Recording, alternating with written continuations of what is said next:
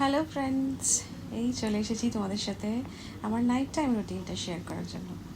তো আমি রাত্রেবেলায় প্রত্যেক দিন অফিস থেকে এসে আমি চেঞ্জ করে তারপরে স্নান টান করে নিই।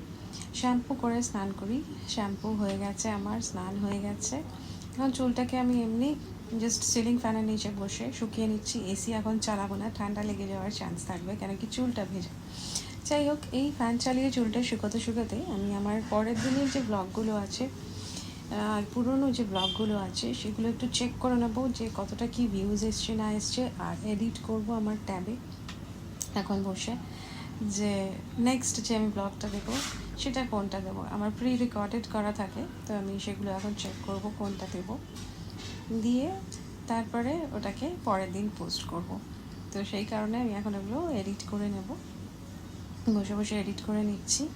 এটা করা ফিনিশ হয়ে গেলে তারপরে আমি আমার ডিনার সে অর্থে কিছুই না, আমি রাত্রেবেলা আমার ডায়েটিশিয়ান যে সাপ্লিমেন্টটা আমাকে দিয়েছে সেটাই খাই, যাতে আমার স্লিমিংটা এবং হেলথটা বজায় থাকে। তো আমি এখন কিন্তু আমার সাপ্লিমেন্টটাই খেয়ে নিচ্ছি।